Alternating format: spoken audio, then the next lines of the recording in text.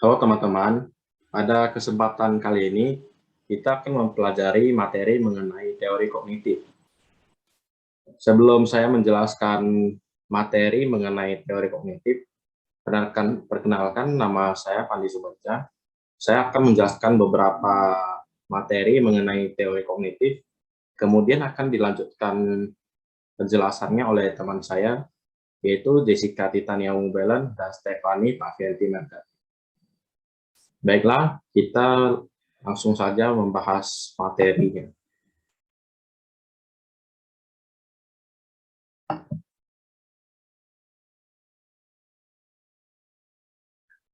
Teori belajar yang berpijak pada pandangan kognitif. Menurut teori kognitif, belajar merupakan suatu proses kegiatan yang melibatkan aktivitas mental yang terjadi dalam diri manusia sebagai akibat dari proses interaksi aktif dengan lingkungannya untuk memperoleh suatu perubahan dalam bentuk pengetahuan, pemahaman, tingkah laku, keterampilan, dan sikap yang relatif dan berbekas. Teori kognitif ini muncul karena adanya keterbatasan dari teori belajar behaviorisme untuk menjelaskan aktivitas atau tingkah laku manusia. Menurut pandangan teori kognitif, bahwa manusia merupakan makhluk belajar yang aktif dan selalu ingin tahu, serta manusia merupakan makhluk sosial. Pembentukan tingkah laku individu merupakan interaksi individu dengan lingkungan. Teori belajar kognitif ini lebih menekankan bahwa belajar merupakan suatu proses yang terjadi dalam akal pikiran manusia, yang mana proses tersebut tidak dapat mereka amati. Proses belajar bukan hanya sekedar interaksi antara stimulus dan respon, melainkan juga melibatkan aspek psikologis yang lainnya, seperti mental, emosi, dan persepsi. Dalam memproses informasi yang tidak nampak ini, dalam memberikan respon terhadap sebuah stimulus belajar. Dalam perspektif ini,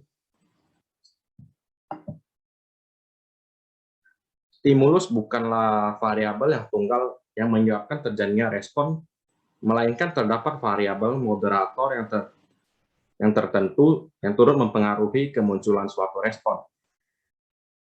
Variabel moderator inilah yang disebut sebagai faktor internal seperti emosi, mental, dan persepsi, serta motivasi dan sebagainya.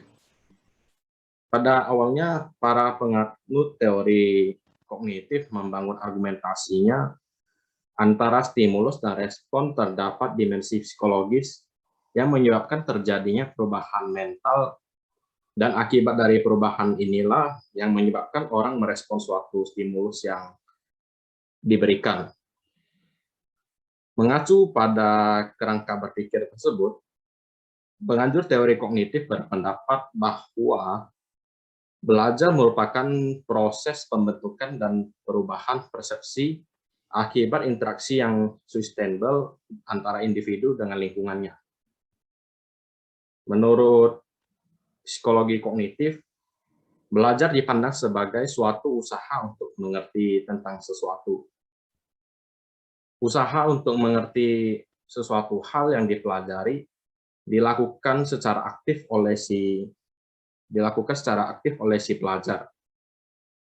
Keaktifan tersebut dapat berupa mencari pengalaman, mencari informasi, memecahkan masalah, mencermati lingkungan, mengolah stimulus yang bermakna, dan mengabaikan stimulus yang tidak bermakna. Kemudian salah satu teori yang berasal dari psikologi kognitif adalah teori pemrosesan informasi. Menurut teori ini, belajar dipandang sebagai proses pengolahan informasi dalam otak manusia.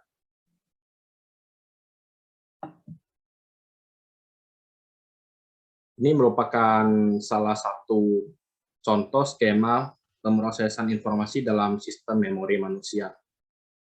Menurut teori ini, suatu informasi atau stimulus yang berasal dari lingkungan pada awalnya diterima oleh reseptor. Reseptor tersebut kemudian memberikan simbol-simbol informasi yang diterima, dan kemudian diteruskan ke registrator penginderaan yang terdapat pada saraf pusat. Dengan demikian, informasi yang diterima oleh registrator penginderaan telah mengalami transformasi. Informasi yang masuk ke dalam saraf pusat tersebut kemudian direkam dan disimpan ke dalam memori jangka pendek dan dalam waktu yang sangat singkat. Kapasitas memori jangka pendek ini waktunya sangat pendek. Penyimpanan kapasitas memori jangka pendek ini juga mengalami pemrosesan, yaitu sebagai informasi yang tidak bermakna akan hilang dari sistem informasi atau tidak berhasil dikodekan. Dan yang bermakna ini akan diproses lebih lanjut atau berhasil dikodekan. Kemudian proses berikutnya itu pereduksi seperti yang dikenal dengan persepsi selektif. Sementara memori jangka pendek lazim juga dikenal dengan memori kerja dan kesadaran. Informasi dalam memori jangka pendek ini diproses dalam bentuk kode-kode. Kemudian ditransformasi ke memori jangka panjang. Saat proses transformasi, informasi yang baru berintegrasi dengan informasi-informasi lama atau yang sudah lama tersimpannya. Dan memori jangka panjang juga bertahan lama dan disiapkan untuk digunakan di kemudian hari.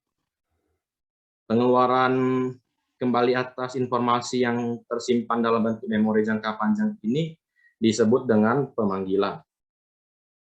Untuk mempelajari lebih lengkap, akan dipaparkan beberapa tokoh yang berperan dalam menyumbangkan teori belajar kognitif. Di antaranya yaitu ada Jean Piaget. Nah, menurut Piaget membangun teorinya dengan memunculkan istilah inteligensi, skema, asimilasi, akomodasi, dan equilibrium. Menurut Stan dalam bukunya Paul tahun 2001, inteligensi adalah suatu proses adaptasi mental pada lingkungan baru. Sedangkan menurut Gardner, inteligensi adalah kemampuan untuk memecahkan permasalahan. Piaget sendiri mendefinisikan inteligensi secara lebih luas. Inteligensi membentuk keadaan equilibrium, ke arah mana semua adaptasi, sifat-sifat sensori motoris dan kognitif, dan interaksi asimilasi dan akomodasi antara organisme dan lingkungan menyatu. Berdasarkan definisi di atas, inteligensi tidak dapat kita lepaskan dari pemrosesan informasi atau kognisi yang mengarahkan individu untuk mengolah stimulus sehingga menghasilkan reaksi untuk dapat beradaptasi dengan lingkungannya.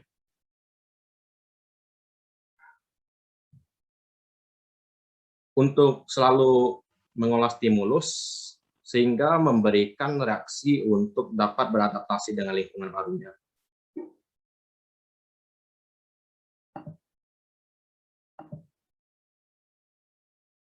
Yang berikut ini adalah skema. Skema yaitu struktur mental seorang di mana ia kan secara intelektual beradaptasi dengan lingkungan di sekitarnya. Skema akan beradaptasi dan berubah selama perkembangan kognitif seseorang menurut Paul pada tahun 2001. Skema akan terus berkembang sehingga menjadi lebih lengkap atau sempurna Dan orang dewasa ini memiliki skema yang lebih lengkap karena memiliki waktu yang lama untuk mengalami dan berinteraksi dengan lingkungan. Skema bukan benda yang nyata yang dapat kita lihat, tetapi suatu rangkaian proses dalam sistem kesadaran seseorang atau yang kita sebut dengan skema.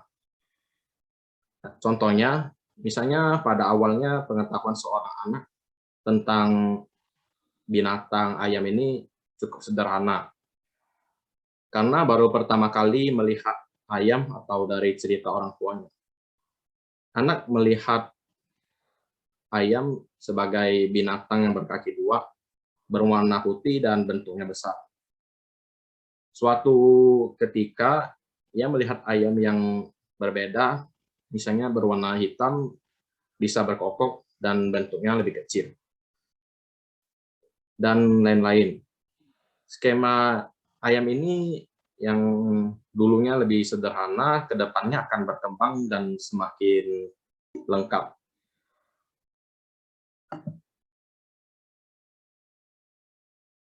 Berikutnya yaitu asimilasi. Asimilasi yaitu suatu proses kognitif di mana seorang dapat mengintegrasikan persepsi, konsep, ataupun pengalaman baru ke dalam skema atau pola yang sudah ada dalam pikirannya. Asimilasi dapat dipandang sebagai suatu proses kognitif untuk menempatkan dan mengklasifikasikan kerja memori atau stimulus yang baru ke dalam skema yang telah ada. Proses mental terjadi bila persepsi atas pengalaman yang baru sesuai dengan skema sudah ada. Asimilasi sendiri tidak menyebabkan perubahan skema, tetapi mengembangkan skema. Contohnya, awalnya ayam berkaki dua, berwarna putih, memakan biji-bijian, berbentuk sedang. Kemudian ada warna lain, dan ciri-cirinya misalnya leher pendek, berbentuk lebih kecil, makanannya misalnya makanan yang besar, sejenis biji-bijian yang lebih besar daripada biasanya, atau biji jagung. Dengan demikian, skema ayam ini menjadi bertambah lebih lengkap. Proses mencocokkan informasi yang baru tentang ayam dengan informasi yang ayam yang telah ada sebelumnya disebut dengan asimilasi. Skema awal tetap dipakai, tetapi ditambah dengan informasi yang tadi yang saya jelaskan itu yang lebih baru. Contoh yang saya ambil contoh sebagai hewan ayam.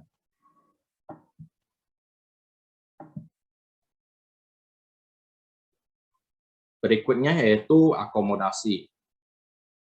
Akomodasi yaitu perubahan skema ke dalam situasi yang baru karena skema lama tidak cocok dengan pengalaman baru. Hal ini dapat dilakukan dengan cara yang pertama yaitu membentuk skema yang baru yang cocok dengan pengetahuan yang diperoleh. Yang kedua yaitu memodifikasi atau mengubah skema yang telah ada agar cocok dengan pengetahuan yang baru diperoleh. Contohnya skema lama. Saya ambil contoh ya, misalnya semua benda padat akan tenggelam jika dimasukkan ke dalam air. Pengalaman ini diperoleh ketika kita melihat benda yang dimasukkan ke dalam air itu tenggelam. Suatu ketika, seorang anak melihat benda padat terapung di sungai. Nah, terjadilah konflik karena skema lama tidak cocok dengan skema yang baru ini. Kemudian anak akan mengubah skema lama menjadi skema baru yang berisi pernyataan tidak semua benda padat itu tenggelam. Skema ini konstruk dan bukan tiruan. Berikutnya yaitu equilibrium. Equilibrium yaitu proses penyimbangan berkelanjutan antara asimilasi dan akomodasi. Menurut Piaget, belajar adalah proses perubahan secara kualitatif dalam struktur kognitif.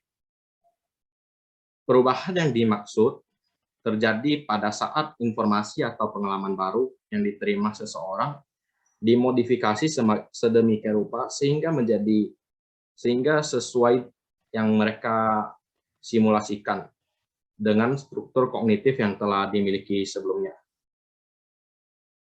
Kompleksitas pengetahuan dan struktur kognitif tidak dengan sendirinya menyebabkan terjadinya asimilasi secara mulus. Dalam kasus tertentu, asimilasi mungkin saja tidak terjadi karena informasi baru yang telah diperoleh tidak bersesuaian dengan struktur kognitif yang sudah ada. Dalam konteks seperti ini, struktur kognitif perlu disesuaikan dengan pengetahuan yang baru diterima. Proses semacam ini yaitu kita sebut sebagai akomodasi. Penekanan Piaget tentang betapa pentingnya fungsi kognitif dalam belajar ini didasarkan pada tahap perkembangan kognitif anak yang dikategorikan dalam suatu struktur hierarkis yang terdiri dari atas 4 tingkat perkembangan kognitif berdasarkan usia anak. Setiap anak mengembangkan kemampuan berpikirnya menurut tahap yang teratur. Pada suatu tahap perkembangan akan muncul skema atau struktur tertentu yang keberhasilannya pada setiap tahap sangat berpengaruh pada tahap sebelumnya. Tahapan-tahapan perkembangan tersebut yaitu tahap perkembangan, yaitu misalnya ini, yang saya jelaskan ini, tahap perkembangan menurut Piaget. Tahap pertama yaitu tahap sensori motoris. Tahap ini terjadi pada usia 0 hingga 2 tahun. Pada tahap ini, anak-anak menjelajah lingkungan melalui indera kemampuan motoriknya dengan cara melihat, meraba, memegang atau mengecap, mencium, dan menggerakkan. Dengan kata lain, mereka mengandalkan kemampuan sensorik serta motoriknya. Beberapa kemampuan kognitif yang penting muncul pada saat ini. Bahwa anak tersebut mengetahui perilaku yang tertentu menimbulkan akibat tertentu pula pada dirinya. Misalnya dengan menendang bola, anak itu akan tahu bahwa bola tersebut akan bergerak jauh menjauhinya. Berikutnya yaitu tahap praoperasional. Tahap praoperasional ini terjadi pada usia 2 hingga 7 tahun. Dalam tahap ini, anak mulai mempresentasikan kognitifnya dengan kata-kata dan gambar. Pemikiran praoperasional ini terbagi menjadi 2 subtahap, yaitu fungsi simbolik dan pemikiran intuitif. Pada subtahap simbolik, anak melatih kemampuan untuk mewujudkan secara mentah sebuah benda yang tidak ada. Contohnya, anak menggambar bentuk tertentu berwarna kuning. Contohnya kotak dengan lingkaran di bawahnya. Atau gambar ini misalnya kita bisa menangkap bahwa anak ini misalnya menggambar contoh sebuah mobil. Pemikiran pada subtahap ini juga masih egosentrisme dan animisme. Egosentrisme ini yaitu ketidakmampuan untuk membedakan antara perspektif dirinya dengan perspektif orang lain.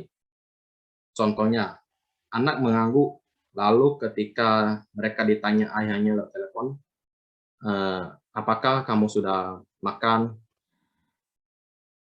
Dan anak itu akan menjawabnya dengan cara menganggukkan kepalanya atau sedikit atau sejenis menganggukkan kepalanya ataupun menggelengkan kepalanya jika ia ingin mengatakan belum makan. Dan animisme ini adalah keyakinan bahwa benda mati mempunyai sifat seperti makhluk hidup. Saya ambil contoh, misalnya pohon itu buahnya jatuh. Pada tahap pemikiran intuitif anak menggunakan pemikirannya untuk menjawab atas semua pertanyaan. Anak merasa mengetahui sesuatu pengetahuannya secara tidak rasional. Misalnya, contohnya anak merasa bahwa air yang sama menjadi lebih banyak jika dipindahkan ke gelas yang lebih kecil, tinggi daripada ditaruh di gelas yang besarnya, yang besar pendek. Ciri khas pemikiran anak pada tahap praoperasional ini yaitu mengajukan banyak pertanyaan yang membuat orang dewasa lelah untuk menjawabnya. Contohnya misalnya anak menanyakan, mengapa air berwarna biru? Apa yang membuat pohon terus tumbuh dan semakin tinggi? Dan yang terakhir contohnya misalnya jika semua orang itu baik, siapakah ibunya? Nah, pertanyaan-pertanyaan sejenis ini akan membuat orang dewasa juga sangat sulit untuk menjelaskan jawaban kepada anaknya. Yang berikutnya yaitu tahap operasi konkret, terjadi pada usia 7 hingga 11 tahun. Dalam tahap ini, individu sudah mengembangkan pemikiran secara logis untuk menggantikan pemikiran intuitif. Tetapi hanya dalam situasi yang konkret, pemikiran operasi konkret, tetapi hanya dalam situasi yang konkret. Pemikiran operasi konkret adalah tindakan mental yang bisa bolak-balik berkaitan dengan objek yang nyata dan konkret. Contohnya, ada 3 tongkat. Tongkat yang A, misalnya tongkat yang pendek. Kemudian yang B, tongkatnya sedang. Dan yang C, tongkatnya panjang. Akan dapat dia menyimpulkan bahwa A lebih panjang daripada B. Dan B bisa saja lebih panjang daripada C. Dengan demikian, A pasti lebih panjang daripada C. Anak pada tahap pra-operasional ini tentu saja belum mampu menyimpulkan hal ini. Yang terakhir yaitu tahap operasi formal, terjadi pada anak usia 11 hingga 15 tahun. Pada tahap ini, individu sudah mulai membuat keputusan yang berdasarkan pengalaman nyata dan berpikir lebih abstrak, idealis, dan juga logis. Pemikiran individu pada masa ini menurut Piaget adalah deduktif hipotesis, yaitu konsep bahwa remaja dapat mengembangkan hipotesis-hipotesis atau dugaan terbaik yang perlu diuji kebenarannya mengenai berbagai cara untuk memecahkan dan menyelesaikan masalah untuk mencapai suatu kesimpulan yang sistematis. Nah, berdasarkan uraian yang sudah saya jelaskan, tahap perkembangan kognitif memiliki implikasi yang cukup signifikan dalam pembelajaran. Implikasi tersebut yaitu pentingnya memilih aktivitas belajar yang sesuai dengan usia anak dan perkembangan kognitifnya. Tanpa pengetahuan mengenai perkembangan intelektual ini, efektivitas pembelajaran tidak akan tercapai. Contohnya, Jika anak usianya berada pada tahap operasional konkret, dalam melaksanakan pembelajaran, hendaknya diikuti dengan stimulus yang berupa benda konkret. Misalnya kita bisa menjelaskan kepada anak, misalnya kita ingin menjelaskan kepada anak sebuah kursi, kita misalnya dapat langsung menunjukkan kursi itu untuk dilihat oleh anak bahwa anak itu, oh jadi anak ini tahu kursi ini bentuknya seperti ini, ataupun dapat kita berupa menggunakan gambar untuk menjelaskan kepada anak pada tahap usia ini. Baiklah, sekian penjelasan dari saya mengenai teori kognitif. Penjelasan berikutnya akan dijelaskan oleh teman saya, Jessica. Baik, menurut Lev Vygotsky, fungsi mental mempunyai hubungan sosial atau hubungan eksternal. Anak mengembangkan konsep yang lebih sistematis, logis, dan rasional, merupakan hasil dari dialog bersama pembimbing yang terampil. Orang yang terampil dalam bahasa memainkan peran kunci dalam perkembangan kognitif seorang anak. Istilah penting yang dikemukakan dalam teori Vygotsky adalah bahasa dan pikiran, zona of proximal development, dan scaffolding atau Santrok 2018. Jadi dalam teori ini, orang lain yang terampil dan bahasa memainkan peran kunci dalam perkembangan kognitif seorang anak. Baik, kita masuk ke bahasa dan pikiran. Anak-anak menggunakan bahasa percakapan tidak hanya untuk komunikasi sosial, tetapi juga untuk membantu mereka menyelesaikan tugasnya. Vygotsky berargumen bahwa anak-anak yang menggunakan private speech lebih kompeten secara sosial dibandingkan dengan mereka yang tidak menggunakannya. Penggunaan bahasa pada anak-anak dalam rangka mengatur diri untuk merencanakan, membimbing, dan memantau perilakunya disebut dengan private speech.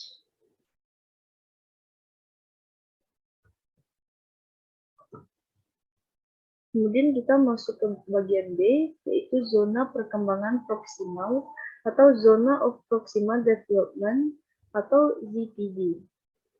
ZPD adalah suatu area di mana seorang anak merasa sulit mengerjakan tugas secara sendirian, tetapi akan lebih mudah jika dikerjakan dengan bantuan dan bimbingan orang dewasa atau anak yang lebih terampil. Jadi, batas ZPD adalah tingkat tanggung jawab tambahan yang dapat diterima anak dengan bantuan orang lain yang lebih berkompeten seperti guru, orang tua, atau teman. Pembelajaran dalam zona ini mencerminkan konsep pembelajaran yang memanfaatkan perkembangan kognitif dengan mengambil keuntungan dari kecakapan. Artinya, pembelajaran untuk mempersiapkan perkembangan anak dan tidak hanya menunggu untuk menjadi siap. Baik, kita masuk lagi ke bagian C, yaitu scaffolding. Konsep scaffolding adalah mengubah tingkat dukungan. Dalam pembelajaran teknik pengubahan tingkat dukungan selama rangkaian pembelajaran dengan cara seseorang yang lebih berkompeten sebagai pembimbing menyesuaikan jumlah bimbingan agar sesuai dengan kinerja anak. Mereka merupakan alat scaffolding yang penting dalam GPD. Menurut Vygotsky, anak-anak memiliki konsep yang kaya, tetapi tidak sistematis, tidak terorganisasi, dan spontan. Dalam sebuah dialog konsep, anak tersebut bertemu dengan konsep pembimbing yang sistematis, terorganisasi, dan rasional. Hasilnya, konsep anak menjadi sistematis, terorganisasi, dan rasional. Contoh, dalam pembelajaran, seorang guru atau teman yang terampil membimbing anak main piano disesuaikan dengan tingkat kinerja anak. Anak dilatih dengan melepas sedikit demi sedikit agar dipraktikkan dari tidak terampil menjadi mahir.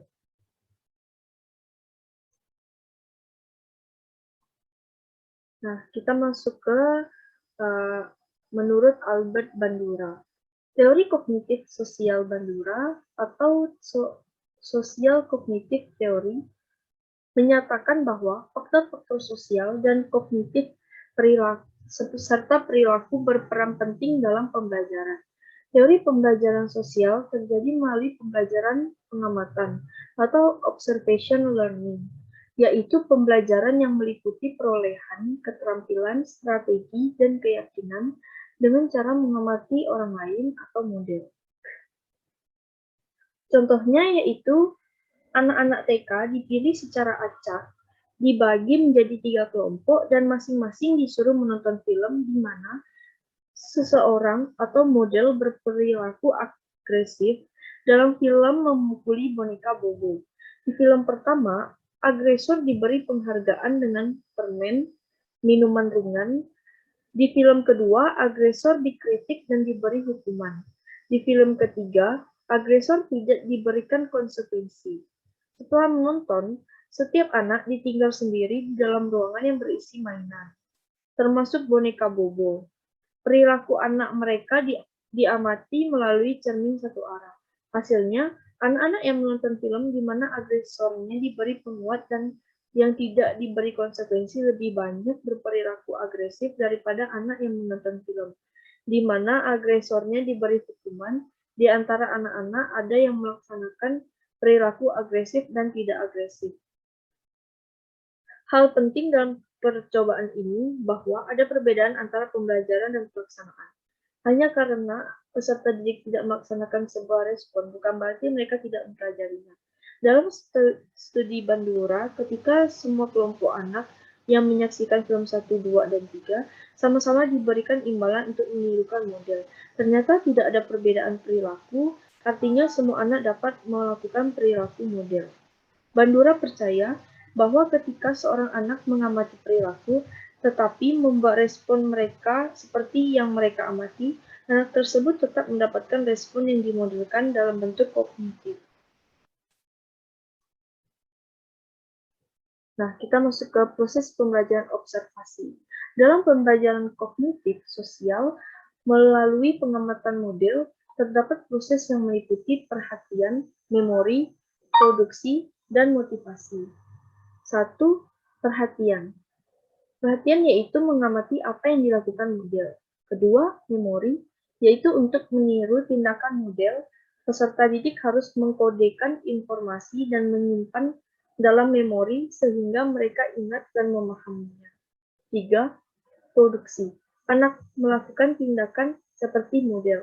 4. Motivasi, yaitu anak harus diberi penguatan agar mereka akhirnya termotivasi dan dapat menirukan perilaku model. Nah, di sini ada bagan interaksi individu dengan lingkungan menghasilkan pembahasan perilaku.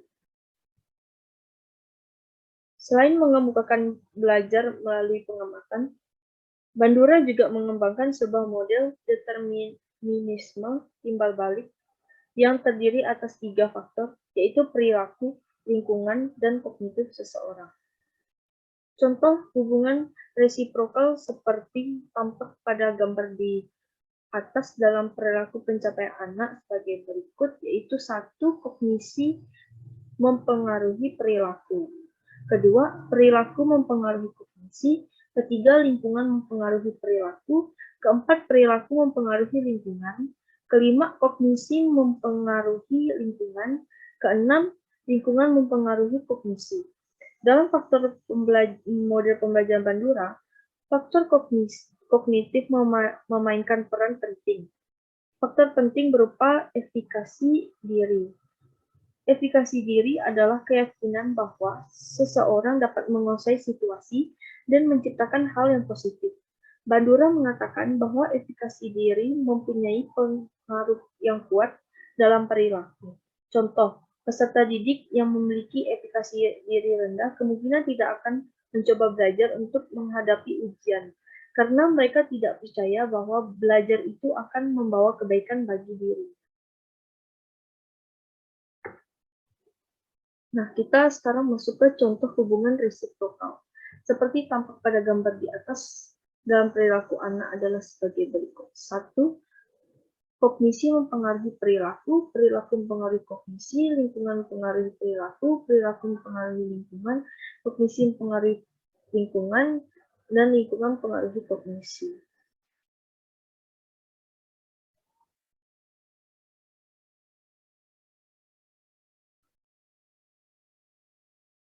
Dalam model pembelajaran Bandura, faktor kognitif memainkan peran penting tersebut berupa efikasi diri. Efikasi diri adalah keyakinan bahwa seseorang dapat menguasai situasi dan menciptakan hasil yang positif. Apabila bahan pembelajaran diselesaikan secara baik, maka individu dapat belajar meskipun usahanya belum memadai.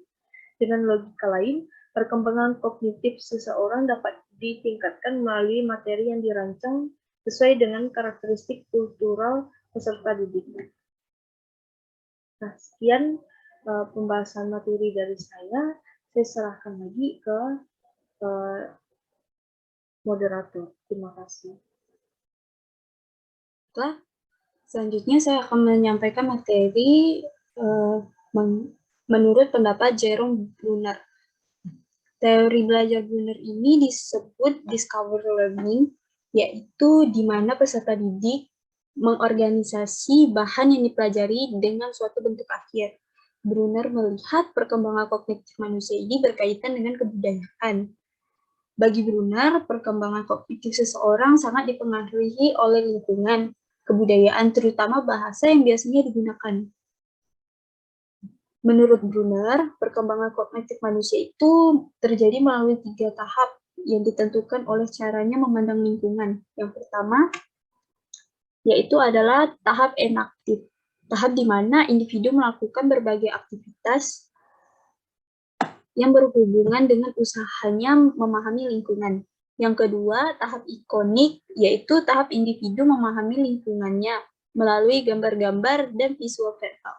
Dan yang ketiga adalah tahap simbolik, yang dimana tahap ini individu memiliki gagasan-gagasan abstrak yang banyak dipengaruhi oleh bahasa dan logika.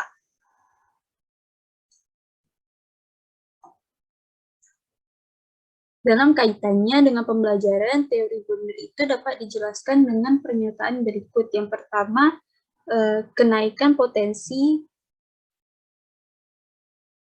menimbulkan harapan anak untuk sukses. Yang kedua, kurikulum disusun mulai dari suatu topik yang sederhana menuju topik yang semakin kompleks, atau yang kita dapat sebut sebagai spiral kurikulum.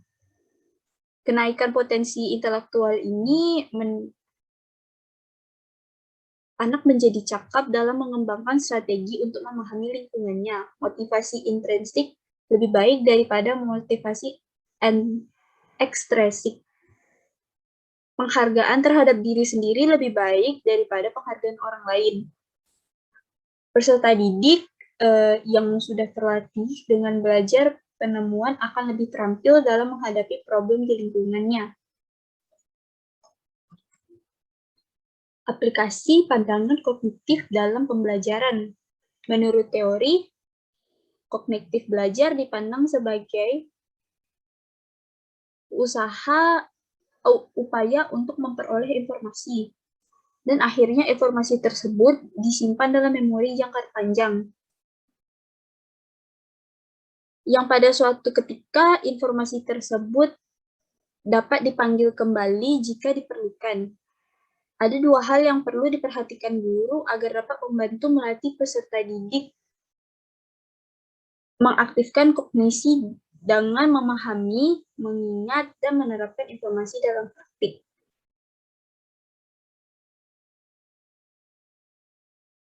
Yang pertama, memusatkan perhatian kepada anak dengan cara berpikir atau proses mental anak tidak sekedar pada hasilnya. Guru harus memahami proses yang digunakan anak sehingga sampai pada hasil tersebut. Yang kedua, guru perlu memberikan suatu stimulus yang relevan dengan materi pembelajaran yang untuk mengaktifkan pengetahuan sebelumnya dengan cara sebagai berikut. Yang pertama, A. Mengaktifkan skema dengan organisator file. Cara ini digunakan untuk mengarahkan peserta didik pada materi yang akan dipelajari dan membantu mengingat informasi terkait yang dapat membantu menyatukan informasi tersebut, seperti proses asimilasi. Contohnya, ketika peserta didik diberi kesempatan untuk mengingat informasi lama dengan memberikan pertanyaan pengingat, guru berkata kepada peserta didik, coba Anda ingat kembali tentang bentuk penguat positif, penguat negatif, dan hukuman. Bagaimana contohnya di minggu lalu? Padahal guru akan memutarkan film tentang terbentuknya perilaku baru. Yang kedua, membuat analogi. Sama dengan organisator awal, tetapi jika di organisator awal menekankan pada cara mengarahkan peserta didik dengan pertanyaan pengait, analogi ini menekankan pada membandingkan konsep atau cerita informasi dengan informasi yang baru. Bentuk pembelajaran yang berpijak pada teori belajar kognitif. Pembelajaran yang berpijak pada teori kognitif, kegiatan pembelajarannya lebih berorientasi pada peserta didik atau student orient. Pada proses pembelajarannya, memperhatikan prinsip pembelajaran berikut. Yang pertama ada interaktif, yang kedua ada holistik, yang ketiga ada integratif, yang keempat ada saintifik, yang kelima ada kontekstual, yang keenam ada tematik, yang ketujuh ada efektif, dan yang kedelapan adalah berpusat pada peserta didik. Pemilihan metode pembelajaran harus mempertimbangkan kesesuaian antara karakteristik bahan ajar, karakteristik peserta didik, ketersediaan sumber belajar, satuan waktu untuk mencapai capaian pembelajaran, memberikan capaian pembelajaran lulusan. Misalnya, untuk mencapai tujuan pembelajaran, mampu mengaplikasikan prinsip-prinsip ilmu gizi ke dalam bentuk pelayanan gizi. Tidak mungkin dicapai melalui metode ceramah dan evaluasi dilakukan melalui tes tertulis. Metode problem solving. Metode problem solving ini atau pemecahan masalah bukan hanya sekadar metode pembelajaran, tetapi juga merupakan metode berpikir. Karena dalam problem solving dapat menggunakan metode lainnya yang dimulai dari mencari data sampai menarik kesimpulan. Langkah-langkah untuk metode problem solving ini adalah: 1. Jika ada masalah yang jelas untuk dipecahkan. Masalah ini harus tumbuh dari masalah peserta didik sesuai dengan taraf kemampuannya. Yang kedua, mencari data atau keterangan yang dapat digunakan untuk memecahkan masalah tersebut. Misalnya, dengan jalan membaca buku-buku, meneliti, bertanya, dan lain-lain. Yang ketiga, menetapkan jawaban sementara dari masalah tersebut. Dugaan jawaban ini tentu saja didasarkan kepada data yang telah diperoleh pada langkah kedua di atas. Yang keempat, menguji kebenaran jawaban sementara tersebut. Dalam langkah ini, peserta didik harus berusaha memecahkan masalah sehingga betul-betul yakin bahwa jawaban tersebut itu betul-betul cocok, apakah sesuai dengan jawaban sementara atau tidak sesuai sama sekali. Untuk menguji kebenaran ini, tentu saja diperlukan metode-metode lainnya seperti demonstrasi, tugas, diskusi, dan lain-lain. Dan yang terakhir yaitu menarik kesimpulan. Artinya, peserta didik harus sampai kepada kesimpulan akhir tentang jawaban.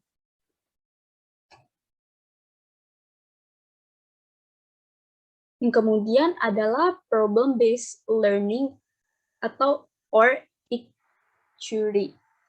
Nah, problem-based learning ini adalah proses belajar yang dilakukan dengan cara memanfaatkan masalah dan peserta didik harus melakukan pencarian atau penggalian informasi untuk memecahkan masalah tersebut. Pada umumnya, terdapat 4 langkah yang perlu diperhatikan oleh peserta didik dalam problem-based learning ini, yaitu yang pertama adalah menerima masalah yang relevan dengan salah satu atau beberapa kompetensi yang dituntut. Yang kedua, melakukan pencarian data dan informasi yang relevan untuk memecahkan masalah. Yang ketiga, menata data untuk mengaitkan data dengan masalah. Dan yang terakhir, menganalisis strategi pemecahan masalah dalam belajar dengan memanfaatkan masalah, dan peserta didik harus melakukan pencarian atau penggalian informasi untuk dapat memecahkan masalah. Selanjutnya ada discover learning. Discovery learning ini adalah metode belajar yang difokuskan pada pemanfaatan informasi yang tersedia, baik yang diberikan guru maupun yang dicari sendiri oleh peserta didik untuk membangun pengetahuan dengan belajar mandiri. Kaitannya dengan hal ini adalah perencanaan, pelaksanaan, dan penilaian terhadap pengalaman belajar yang telah dijalani dilakukan semuanya oleh individu yang bersangkutan. Peran komponen luar atau eksternal hanya bertindak sebagai fasilitator yang memberi arahan, bimbingan, dan konfirmasi terhadap kemajuan belajar yang telah dilakukan individu peserta didik. Metode belajar ini bermanfaat untuk menyadarkan dan memberdayakan peserta didik bahwa belajar adalah tanggung jawab mereka sendiri. Ada kelebihan dari teori kognitif ini. Yang pertama, teori kognitif ini dapat meningkatkan kemampuan siswa untuk memecahkan masalah, yaitu problem solving. Yang kedua, meningkatkan motivasi siswa. Yang ketiga, menjadikan siswa lebih kreatif dan mandiri. Yang keempat, teori kognitif juga membantu siswa memahami bahan belajar secara lebih mudah. Nah, kekurangan dari teori kognitif ini yang pertama adalah teori ini dianggap lebih dekat kepada psikolog belajar anak sehingga penerapannya pada proses belajar anak tidak mudah. Yang kedua, teori belajar ini dianggap sulit dipraktekkan karena seringkali kita tidak mungkin memahami struktur teori kognitif menjadi bagian-bagian jelas.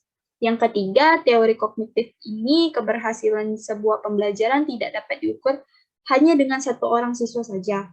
Dan yang terakhir, teori sulit dipraktikkan terutama untuk usia lanjut.